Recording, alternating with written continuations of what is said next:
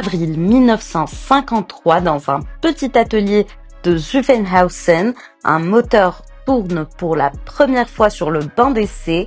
Ernst Fuhrmann, un jeune ingénieur chez Porsche, a travaillé ces derniers mois sur quelque chose d'inédit. Un moteur Boxer 4 cylindres de 1,5 litre avec 4 arbres à cam en tête, entraînement par arbre 3, lubrification par carter sec et double allumage. Lorsque la machine délivre 110 chevaux à 7800 tours avec 1,5 litre, les personnes présentes savent que ce n'est pas n'importe quel moteur, c'est le début de quelque chose de grand. Ferry Porsche a une vision, son père a créé les bases techniques, mais maintenant le fils veut prouver que le nom Porsche compte aussi en sport automobile.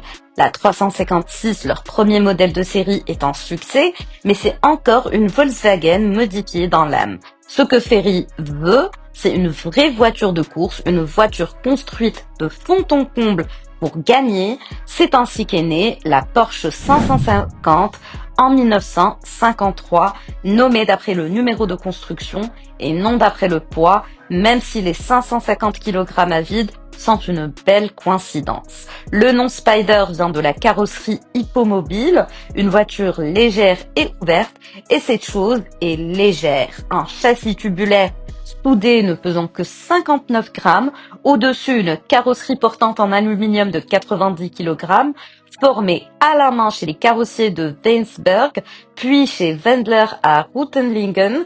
Pas de porte au sens classique, pas de pare-brise, juste un petit écran devant le conducteur, plus symbolique que protecteur. Le moteur n'est pas à l'arrière, comme sur la 356, mais au centre, derrière les sièges, centre de gravité bas, répartition optimale du poids, agilité maximale.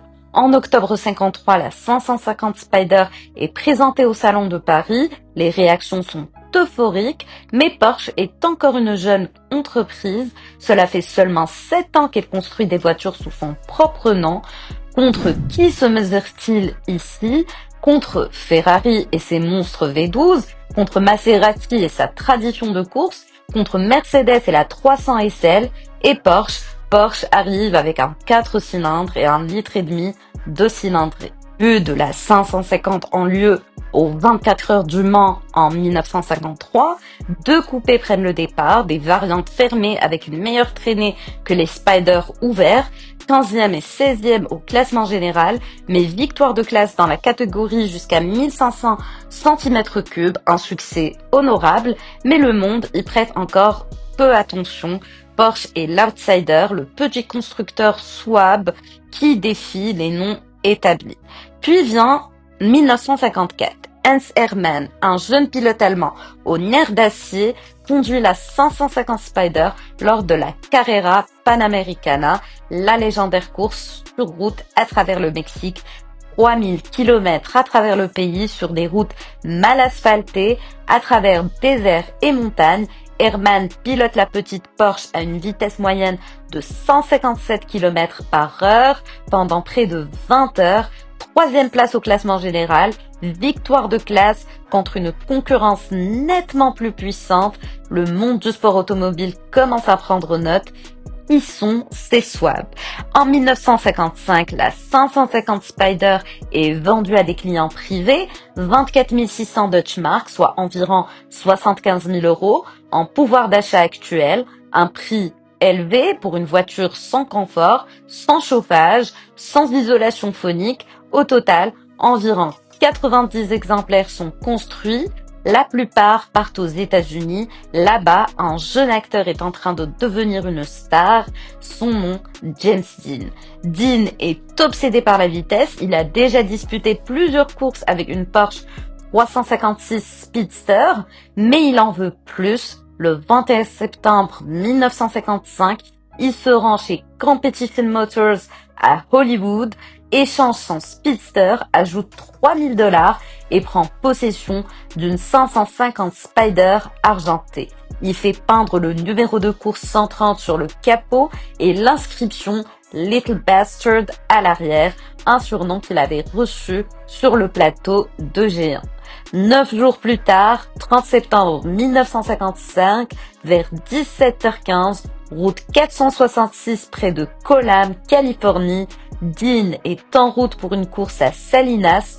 À côté de lui se trouve Rolf Witterich, son mécanicien Porsche. Une Ford Tudor tourne devant lui. Le conducteur, un étudiant de 23 ans nommé Donald Turnspede, ne voit pas le Spider bas et argenté. L'impact est brutal. Dean meurt sur le coup. Witterich est éjecté et surgit gravement blessé. Turnspede s'en tire avec des égratignures. James Dean a 24 ans et soudain, la Porsche 550 Spider n'est plus seulement une voiture de course, c'est une icône. Les images de l'épave détruite font le tour du monde. Le nom Porsche, jusque-là connu uniquement des initiés aux États-Unis et dans tous les journaux du jour au lendemain, c'est macabre, c'est tragique, mais c'est la réalité. La mort d'un jeune rebelle rend une marque célèbre dans le monde entier. Mais la véritable histoire de la 550 Spider s'écrit sur les circuits européens le 10 juin 1956, 11 jours seulement après les débuts de la 550A, une version améliorée aux 1000 km de Nürburgring. Porsche participe à la Targa Florio, la légendaire course sur les routes en Sicile, 720 km à travers les routes de montagnes étroites, 8000 virages, pas de barrières, des spectateurs directement au bord de la piste. La Targa Florio est considérée comme la course la plus dure, la plus dangereuse et la plus traditionnelle du monde. Huschke van Heysten, chef de course de Porsche, arrive dans une seule voiture, une 550A Spider pilotée par l'Italien Umberto Maglioli. La concurrence est écrasante. 3 Ferrari avec des moteurs de 3,5 litres, 3 Mercedes 300 SL, une poignée de Maserati, et puis cette petite Porsche avec son 4 cylindres de 1,5 litre et 135 chevaux. Maglioli fait la course de sa vie, seul, sans changement de pilote, pendant 8 heures. Il ne s'arrête que pour faire le plein. Vitesse moyenne 90 km,9 par heure. Lorsqu'il franchit la ligne d'arrivée, il a près de 15 minutes d'avance sur le deuxième. C'est la première victoire au classement général de Porsche dans le championnat du monde des marques et c'est la sensation de l'année. Une voiture de la petite cylindrée bat tous les concurrents plus gros. La 550 Spider devient le tueur de G1.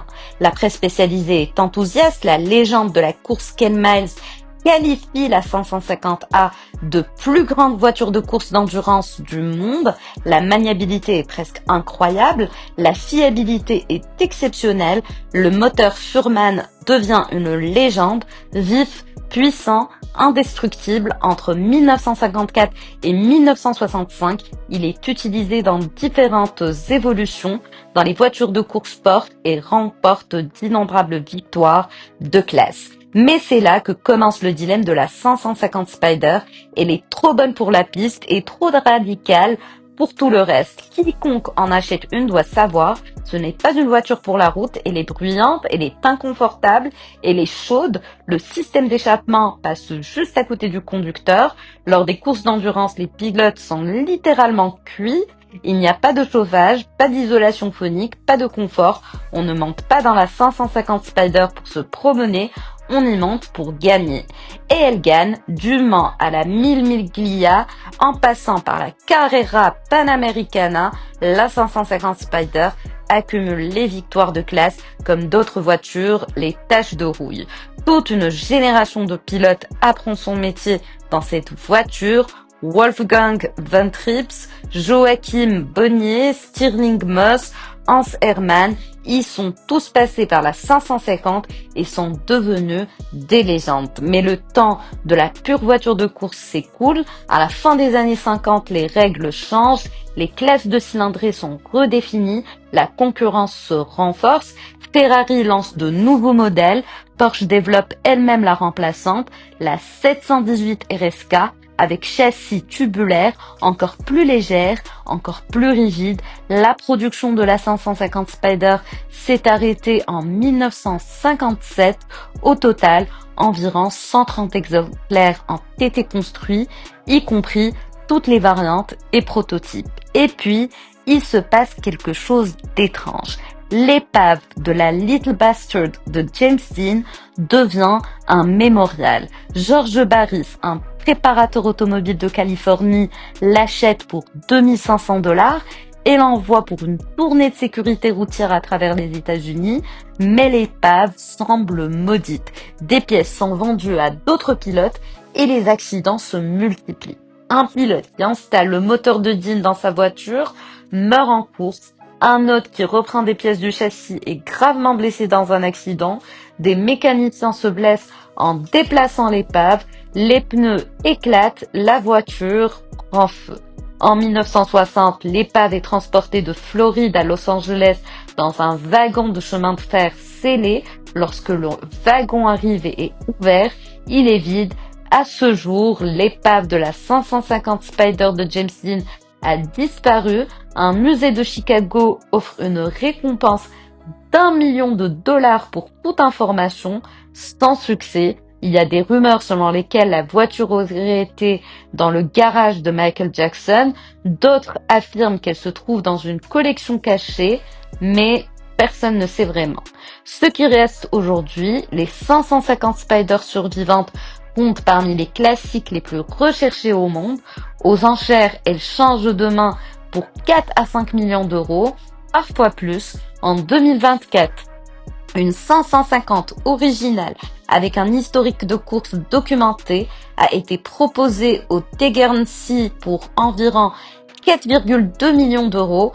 Un autre a atteint plus de 4,4 millions de dollars chez Gooding & Company. Cela représente environ 38 000 dollars par cheval vapeur.